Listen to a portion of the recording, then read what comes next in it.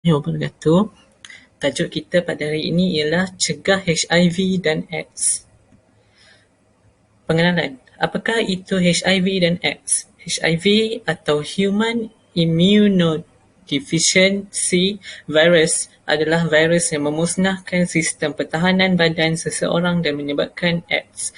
Ini boleh mengakibatkan pesakit mudah mendapat jangkitan kuman dan kanser. AIDS adalah singkatan bagi sindrom kurang daya tahan melawan penyakit dan adalah peringkat terakhir jangkitan HIV. Pada tahun 2003, terdapat 40 juta orang mengidap penyakit HIV atau AIDS di seluruh dunia, di mana 5 juta orang baru dijangkiti manakala 3 juta maut. Bagaimana HIV merebak? Pertama, air mani. Kedua, darah. Ketiga, cecair faras. Dan 4, susu ibu. HIV boleh merebak melalui nombor 1, hubungan seks bebas bersama individu yang telah dijangkiti, termasuk hubungan melalui faras, dubur atau mulut. Kedua, penagih berkongsi jarum dan alat suntikan, pemindahan darah dan organ yang tercemar dengan virus HIV. Ketiga, ibu yang telah dijangkiti boleh merebakkan HIV kepada bayinya ketika dalam rahim, melahirkan atau sewaktu menyusu.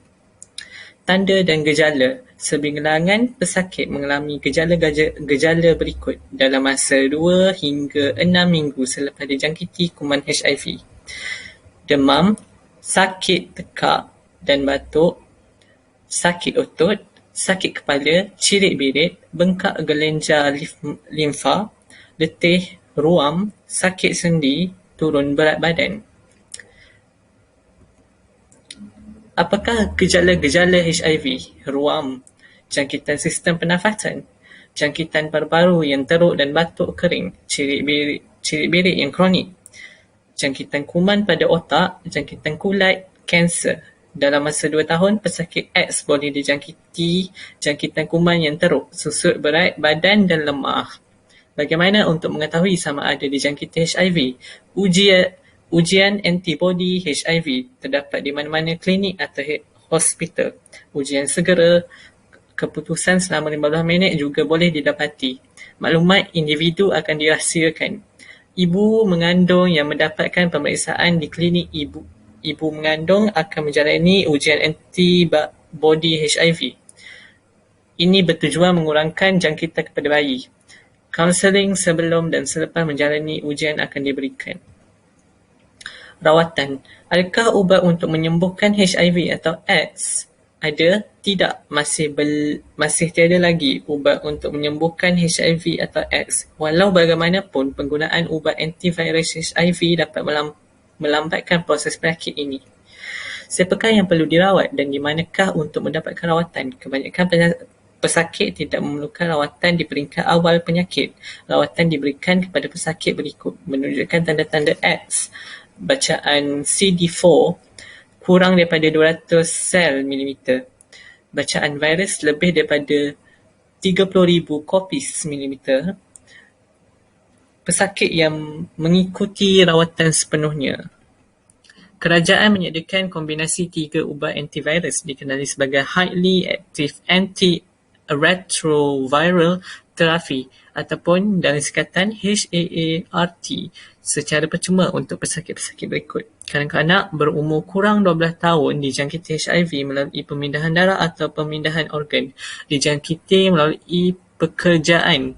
Wanita yang disahkan positif untuk HIV melalui program pencegahan HIV ibu kepada anak, pegawai kerajaan.